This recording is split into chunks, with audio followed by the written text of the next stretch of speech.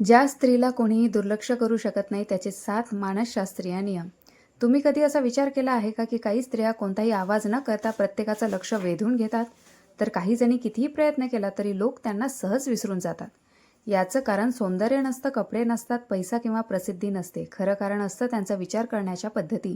आज आपण अशा 7 मानसशास्त्रीय नियमांबद्दल बोलणार आहोत जे एखाद्या स्त्रीचं व्यक्तिमत्व इतकं प्रभावी बनवतात की लोक तिचा आदर करतात. पहिला नियम आहे की स्वतःची किंमत स्वतः ठरवा. ज्या दिवशी तुम्ही तुमची किंमत इतरांच्या मतांवर अवलंबून ठेवतात त्या दिवशी तुमच्या आनंदाची चावी दुसऱ्यांच्या हातात देतात. कोणी कौतुक केलं तर आनंद, कोणी टीका केली तर दुःख, असं आयुष्य कधीच स्थिर राहत नाही. पण ज्या स्त्रीला स्वतःची किंमत माहीत असते ती प्रत्येकाच्या शब्दांनी हलत नाही. तिला माहीत असतं की प्रत्येक माणूस त्यांच्या विचारांनुसार बोलतो, म्हणून ती प्रत्येक टीकेला उत्तर देत बसत नाही. ती स्वतःमध्ये सुधारणा करते पण स्वतःचा अपमान सहन करत नाही. लोक अशा व्यक्तीला घाबरत नाहीत पण तिचा आदर करतात, कारण तिला स्वतःची ओळख इतरांकडून मिळत नाही. ती स्वतः स्वतःची ओळख बनवते. आणि लक्षात ठेवा, जगात सर्वात महाग वस्तू म्हणजे आत्मसन्मान. एकदा तो गमावला की परत मिळवण्यासाठी खूप वेळ लागतो. म्हणून स्वतःला कधी इतकं स्वस्त बनवू नका की प्रत्येकजण तुमच्यावर हक्क सांगू लागेल. दुसरा नियम, प्रत्येक गोष्टीला उत्तर देणं आवश्यक नसतं. अनेक लोकांना वाटतं की प्रत्येक आरोपाचं स्पष्टीकरण द्यायलाच हवं. कोणी काही बोललं की लगेच उत्तर, कोणी टीका केली की लगेच वाद. पण खऱ्या अर्थाने मजबूत व्यक्तिमत्व असलेली स्त्री वेगळी असते. ती प्रत्येक भांडणात उतरायचं टाळते, कारण तिला माहीत असतं वाद जिंकून माणसं जिंकता येत नाही. एकदा एका गावात 2 स्त्रिया राहत होत्या. पहिली प्रत्येक अफवेला उत्तर द्यायची, दुसरी मात्र शांत राहायची. लोकांनी तिच्याबद्दल अनेक गोष्टी पसरवल्या, पण ती काहीच बोलत नाही. काही महिन्यांनी सत्य समोर आलं. ज्यांनी तिच्यावर आरोप केले होते त्यांना लोकांनी प्रश्न विचारायला सुरुवात केली. तेव्हा गावातील एका वृद्धाने सांगितले, सत्याला आवाजाची गरज नसते, वेळच त्याचा सर्वात मोठा साक्षीदार असतो. त्या दिवसापासून लोक तिच्याकडे वेगळ्या नजरेने पाहू लागले. लक्षात ठेवा, जो प्रत्येक टीकेला उत्तर देतो तो स्वतःचा वेळ गमावतो. जो योग्य वेळी शांत राहतो तो स्वतःची प्रतिष्ठा जपतो. शांतता म्हणजे कमजोरी नाही, शांतता म्हणजे स्वतःवर असलेलं नियंत्रण. ज्या व्यक्तीला स्वतःच्या भावना नियंत्रित करता येतात तिला दुसरं कोणीही नियंत्रित करू शकत नाही. म्हणून पुढच्या वेळी कोणी मुद्दाम तुम्हाला चिडवण्याचा प्रयत्न केला तर स्वतःला एक प्रश्न विचारा, हे उत्तर माझी किंमत वाढवणार आहे? जर उत्तर नाही असेल तर फक्त हसा आणि पुढे निघून जा. कारण काही लोकांना तुमचा राग पाहायचा असतो, पण तुमची शांतता त्यांच्यासाठी सर्वात मोठा पराभव ठेवते. तिसरा नियम, स्वतःच्या आयुष्यात स्पष्ट मर्यादा ठेवा. अनेक स्त्रिया चांगुलपणाच्या नावाखाली प्रत्येक गोष्टीला हो म्हणतात. तूच कर, तूच समजून घे, तूच शांत राहा, आणि हळूहळू त्यांचा चांगुलपणा हीच लोकांची सवय बनते. एकदा नेहा नावाची एक स्त्री होती. घरातील प्रत्येक जबाबदारी ती एकटी सांभाळायची. स्वतः आजारी असली तरी ती इतरांची काळजी घ्यायची. कोणी मदत केली नाही तरी ती तक्रार करत नव्हती. तिला वाटायचं एक दिवस सगळ्यांना माझी किंमत कळेल, पण तसं झालं नाही.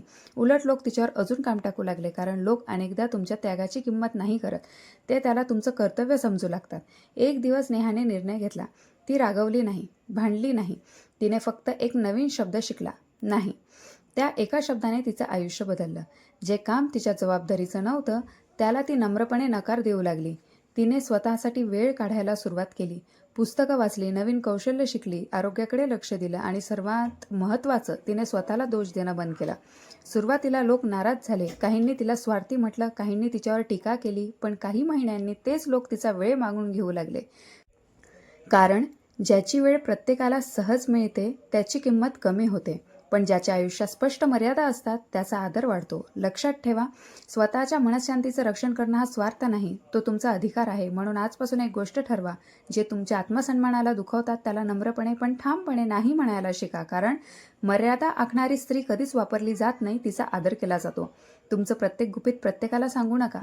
चौथा नियम, तुमच्या आयुष्याची प्रत्येक गोष्ट प्रत्येकाला सांगू नका. काही लोक तुमचं दुःख ऐकतात, पण मदत करण्यासाठी नाही, तर तुमची कमजोरी ओळखण्यासाठी. एका शहरात आर्या नावाची एक स्त्री राहत होती. ती मनाने खूप चांगली होती.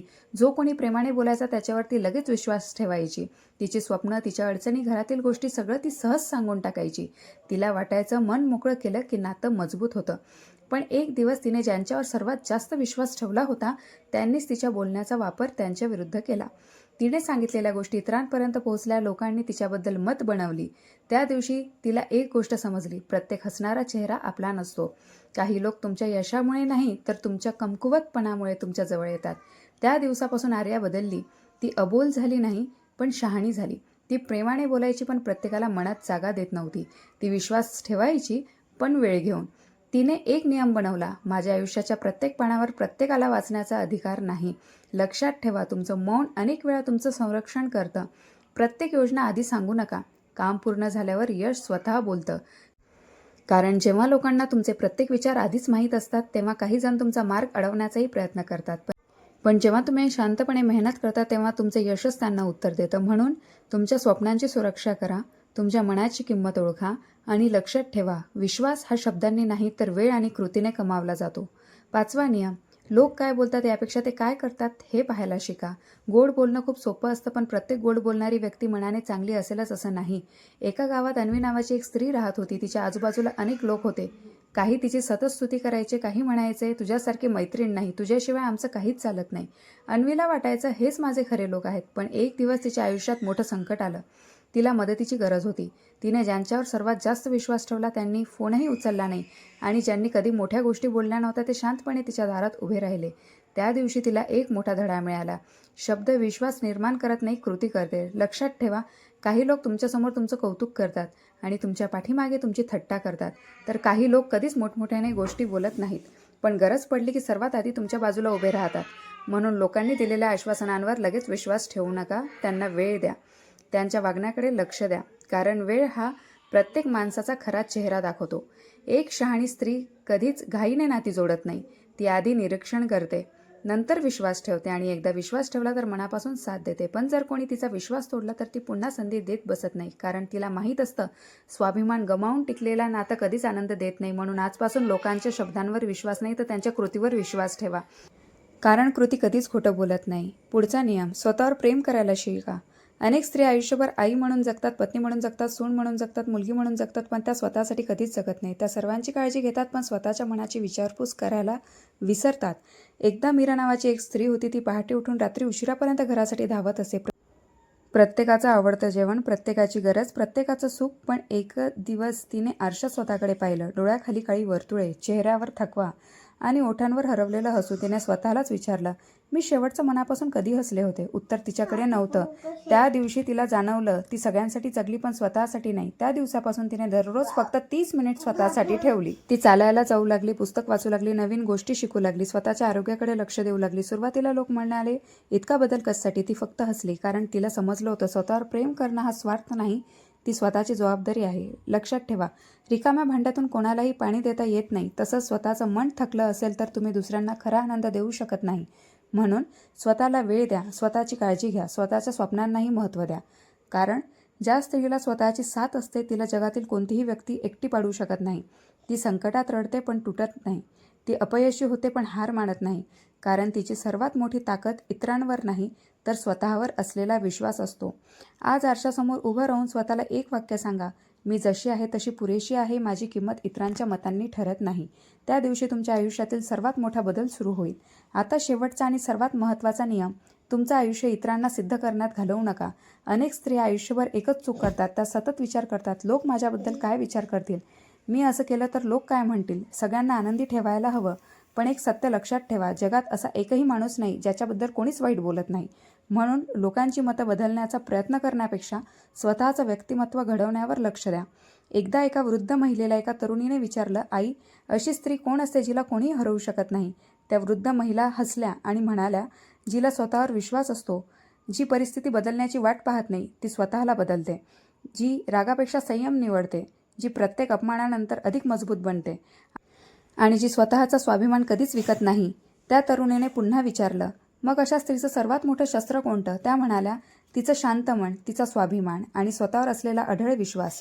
लक्षात ठेवा, फुलपाखरू कोणालाही सांगत नाही, माझ्याकडे बघा, तरी सगळ्यांचं लक्ष त्याच्याकडे जातं, कारण त्याचं सौंदर्य त्याच्या कृतीत असतं. तसंच खरी ताकद असलेली स्त्री स्वतःच्या जाहिरात करत नाही, ती स्वतःला इतकं सक्षम बनवते की तिचं काम, तिचं वागणं आणि तिचं व्यक्तिमत्वच तिची ओळख बनतं. म्हणून आजपासून स्वतःशी एक वचन द्या, मी स्वतःचा आदर करेन, मी स्वतःला कधीच कमी समजणार नाही, मी प्रत्येकाला खुश करण्यासाठी माझा स्वाभिमान गमावणार नाही, मी माझ्या ध्येयासाठी शांतपणे मेहनत करेन आणि मी अशी स्त्री बनेन जिला परिस्थिती हरवू शकणार नाही, लोक तोडू शकणार नाही आणि संकट थांबवू शकणार नाही. कारण खरी शक्ती चेहऱ्यावर नसते, ती विचारांमध्ये असते. खरी सुंदरता कपड्यांमध्ये नसते, ती आत्मविश्वासात असते. आणि खरी जिंकणारी स्त्री तीच असते जिला स्वतःची किंमत माहीत असते. जर या कथेमधून तुमच्या मनाला स्पर्श केला असेल तर एक गोष्ट नक्की करा, स्वतःवर विश्वास ठेवा. हा व्हिडिओ आवडला असेल तर लाईक करा, तुमचं मत कमेंटमध्ये नक्की लिहा आणि अशाच प्रेरणादायी आयुष्य बदलणाऱ्या कथा ऐकण्यासाठी चॅनलला सबस्क्राईब करायला विसरू नका. लक्षात ठेवा, ज्या दिवशी तुम्ही स्वतःची किंमत ओळखता त्या दिवशी जगही तुमची किंमत ओळखायला सुरुवात करतं. धन्यवाद. पुन्हा भेटूया एका नव्या प्रेरणादायी कथेस.